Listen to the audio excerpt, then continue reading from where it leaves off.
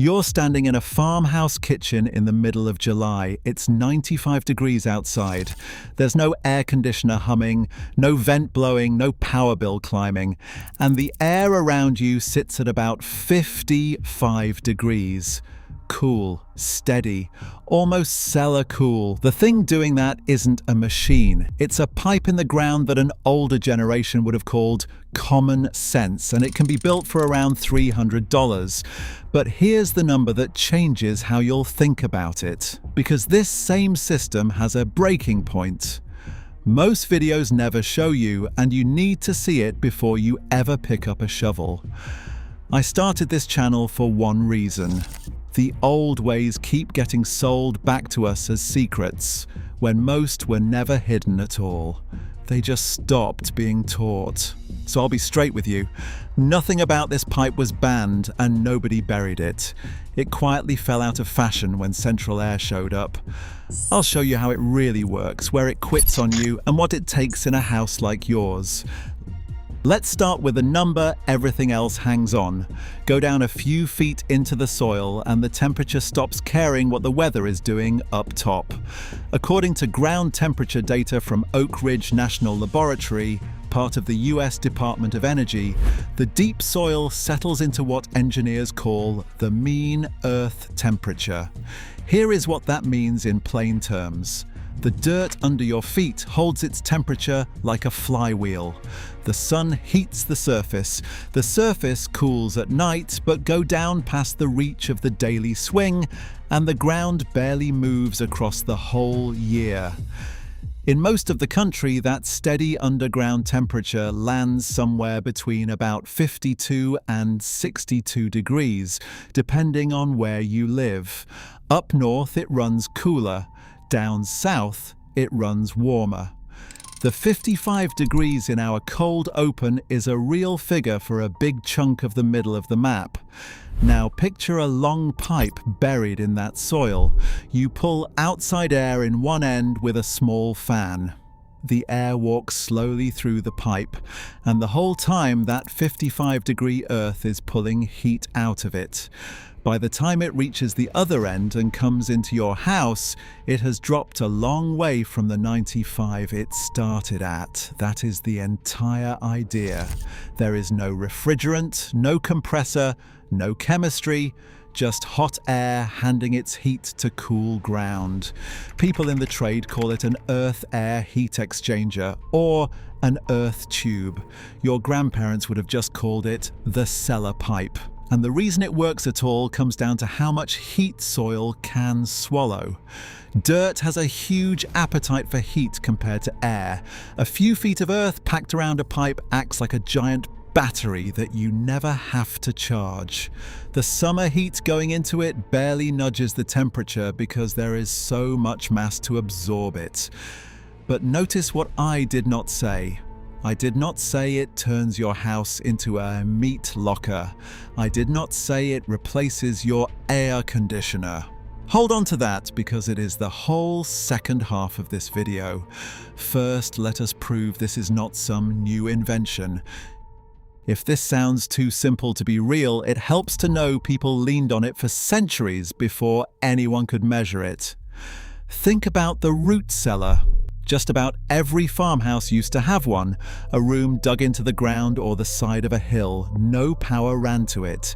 Yet it kept potatoes, apples, and canned goods through a blazing summer because it sat down in that steady earth temperature we just talked about. Same physics. The ground did the work. Then there was the spring house. Families built a little structure right over a cold running spring and set their milk and butter in the water. The stream stayed cool because it came up out of the same deep ground. Before there was a refrigerator in a single American kitchen. This is how a family kept food from spoiling. And the buried pipe version goes back a long way too. Builders in ancient Persia ran air through underground channels to cool rooms in brutal desert heat. The Romans moved air under floors to move heat around. The instinct to let the earth handle the temperature is about as old as building itself. Here's where it gets interesting. This wasn't just folk habit. Once we had instruments, the idea held up. Modern monitored buildings in Europe have run air through buried pipes and measured real cooling coming off the ground year after year. One of the clearest examples comes from work connected to the Passive House Institute in Germany, where earth tubes feed pre-cooled air into buildings and the performance gets logged instead of guessed at. So we've got two kinds of proof stacked on top of each other. We've got generations of families who trusted the ground to keep food cold and rooms livable. And we've got modern engineers who put sensors on the same idea and watched it deliver. That's a rare combination. A lot of old tricks fall apart the moment you measure them. This one holds. Which raises an obvious question. If it's this old, this cheap, and it actually measures up, why is there a good chance you've never seen one? Why isn't there one in every new house? That's the part almost nobody explains honestly, and it's where we're headed next. So, why did it disappear from American homes? Not because anyone outlawed it, not because some industry buried it in a vault. The real story is quieter than that, and honestly, it's more useful, because it tells you exactly what changed and why. Start with the timeline. For most of American history, if you wanted a cool house in summer, you worked with the building itself. You sited it for shade. You used thick walls, deep porches, high ceilings, cross breezes, cellars, and yes, sometimes the ground. This was just how building was done. It even had a name later on. Engineers call it passive design, which means cooling and heating that comes from the design of the house rather than from a machine bolted onto it. Then, after the Second World War, two things happened at the same time, and together they rewrote how America builds. The first was the housing boom. The country needed millions of homes fast. Builders moved to standardized plans they could throw up quickly and cheaply, the same floor plan repeated across a whole subdivision. A house carefully tuned to its own patch of land, its own sun, its own breezes, takes time and thought. A stamped-out plan does not. Speed won. The second was affordable mechanical AIR conditioning. Once a compressor and a duct system could cool any box of a house no matter how it was built or where it faced, the building itself stopped having to do the work.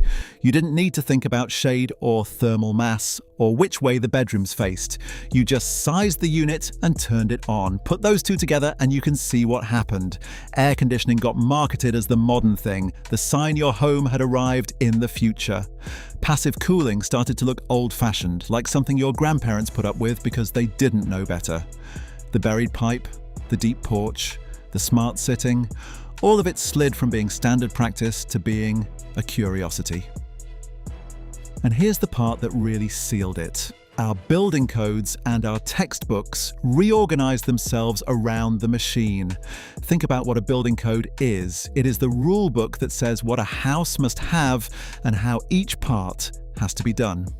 As central air became the assumed default, the codes and the design standards filled up with detailed rules for ducted, mechanical systems, because that is what nearly every house was getting. The professional standards bodies, groups like ASHRAE that write the heating and cooling guidance the whole industry leans on, built out thorough, well-defined methods for sizing mechanical equipment. Earth tubes never got that same treatment in the United States. To this day, there is not a simple, standardized American design pathway for sizing a residential earth tube the way there is for picking an air conditioner. Picture the difference. An engineer sizing your air conditioner opens a thick manual, runs the numbers through software, and follows a procedure the code already blesses. An engineer sizing an earth tube is mostly working from research papers and a handful of case studies, half of them from other countries. You can feel which one a busy contractor is going to reach for. That gap is not a conspiracy. It is just what happens to any method that falls out of the mainstream. The rules get written for what everybody is building, and what everybody is building was central air. The same thing happened in the schools. As the industry standardized on mechanical systems, architecture and engineering programs spent their hours teaching the systems graduates would actually use on the job. Think about what that does over 20 years. Passive cooling did not vanish from every classroom. but it shrank from a core skill to a footnote in a chapter nobody tested you on. A couple of generations of designers walked out the door trained to specify a unit off a catalogue, not to cool a house with its own bones. So when you hire someone today, you are usually hiring that training. So put the honest version together. The buried pipe idea did not get banned, and it did not get hidden. It got outcompeted by a machine that was easier, faster to build around, and heavily marketed as progress. The codes followed the machine. The textbooks followed the codes. And within about a generation, a method that every farmhouse understood became something most homeowners have never heard of. That is a very different story from saying they made it illegal. It is less dramatic. But it is true, and it is a lot more helpful because it tells you something important about whether you should build one. This was never magic that got stolen from you. It was a real tool with real strengths that simply stopped fitting the way we build and sell houses. The machine won on convenience, and convenience is hard to argue with at scale, which means the right question is not why it was taken from me. The right question is, where does it actually work, and where does it let me down? And that, finally, is what we are going to settle. All right, if you want to put the ground to work, here is how the real thing goes together, and just as important, where it stops being a good idea. The core build is honestly not complicated. You dig a trench, usually somewhere around 6 to 10 feet deep, deep enough to reach that steady soil. You lay a long run of smooth, rigid pipe in it, often in the range of 100 to 200 feet, with a gentle slope. You bury it and pack the soil back tight around it so the earth and the pipe stay in good contact. One end draws outside air through a screened, raised intake. The other end feeds into the house with a small inline fan moving the air. That is the whole machine. Pipe, slope, fan, intake. The $300 figure is real if you own the equipment or the muscle to dig, and you are running a modest length of pipe. The pipe, the fan, and the fittings are not expensive. What costs money is the hole. Rent an excavator or hire the digging, and you are into a different number quickly.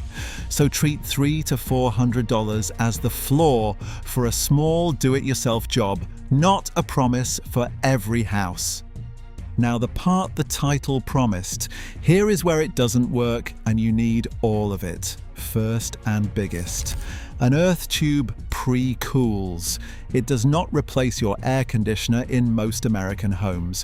What it does is take that 95 degrees Fahrenheit outside air and hand you something far cooler before it ever reaches your living space. So your real cooling system has far less work to do. In a mild or dry climate, paired with good ventilation, that can be most of your comfort. In a hot, humid summer in much of the country, it is a powerful assist, not a full swap. The honest expectation is a meaningful cut in your cooling load, not a zero on your power bill.